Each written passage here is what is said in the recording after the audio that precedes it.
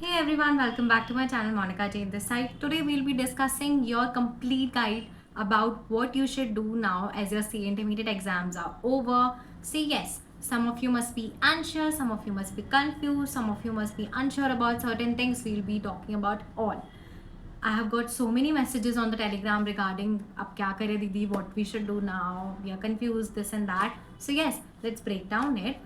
Talking about सबसे पहले category के स्टूडेंट्स जिनका अच्छा गया है एग्जाम, बट सब कुछ बढ़िया गया है, लास्ट ग्रुप था या फिर बोथ द ग्रुप थे, जो भी था, permutation combination about the appearance अच्छा गया है and they are sure about कि हो जाएगा 70-80.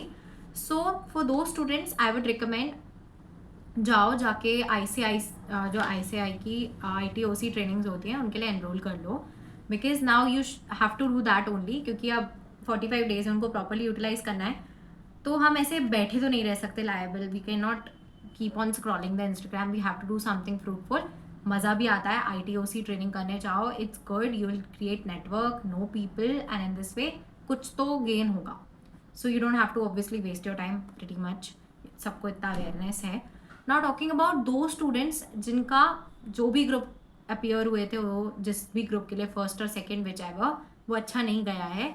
It's all right if you haven't taken classes of the next group, then उसी ग्रुप, मतलब अगर तुम्हारा ग्रुप नहीं बचा है कोई दूसरा तो ऑब्वियसली, बट अगर तुम्हारा कोई ग्रुप बचा है जिसकी तुमने क्लासेस नहीं ली हैं, तो फॉर नाउ तो जो ग्रुप अच्छा नहीं गया है उसकी प्रेपरेशन करते रहो, मतलब रिविजन वापस पिकअप कर लो, उस सब चैप्टर का पहले पिकअप करना जो कि तुम्हारा सब्जेक्ट का, सॉरी, जो कि तुम्हारा सबसे ज़्यादा बकवास गया है, तो उसका पिकअप करना शुरू कर दो, रिविजन करना स्टार्ट कर दो. And if you slightly feel like during the revision कि यार थोड़ा बोर हो रहा है, I am just not feeling like कि मैं वही चीज़ बार फिर से पढ़ूँ, तो ऐसे सिचुएशन में you can start with the classes of the next group, कि तुम उसकी क्लासेस ले लो, या फिर क्लासेस ले रखी हैं, कंटिन्यू थी, बीच में ब्रेक लाए थे तो कंटिन्यू करो.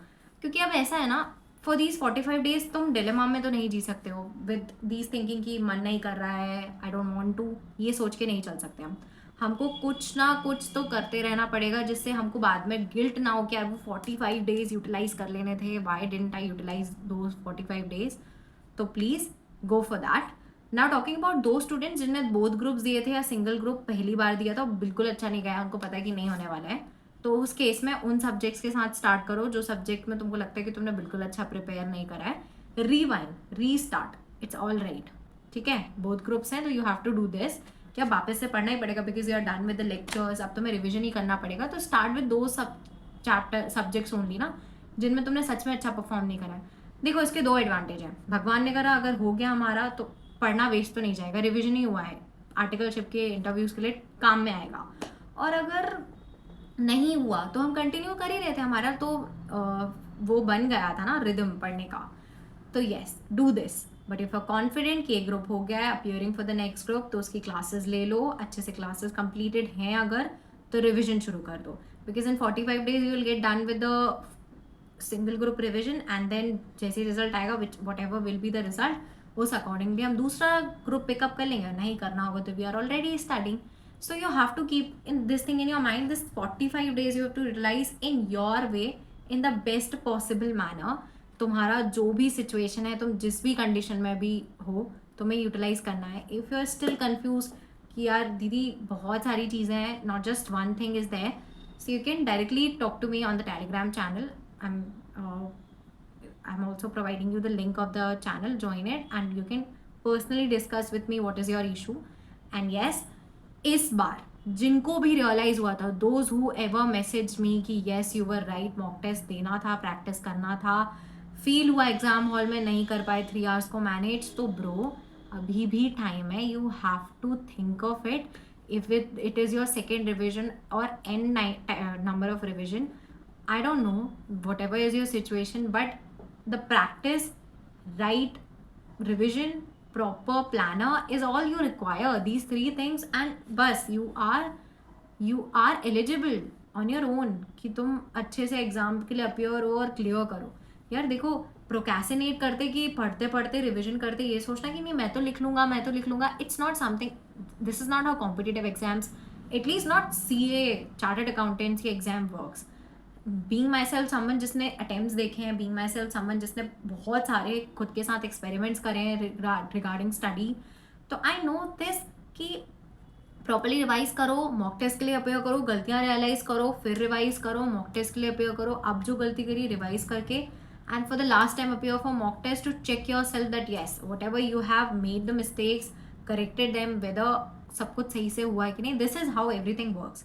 For me, 3 revision with 3 series of mock test is something that worked wonders and I scored so good. So I always recommend you कि proper revise करने के बाद mock test के लिए appear होना. It's very important. If you are still confused, you can talk to me on Telegram. I'm there to solve all of your doubts. If you are a January 2026 student जो कि freshly इस attempt के लिए first time appear हो रहा है, take the notes from your senior. I'm one of them. बिना mock test के कुछ नहीं होने वाला. You have to appear for the mock test also. अपनी क्या है तुम्हारी stage, where you are standing, where you need to work more, कहाँ तुम्हारे एफर्ट ज़्यादा लगने चाहिए. You all have to analyze that and it happens with this only. Properly revise करने के बाद appearing for the mock test.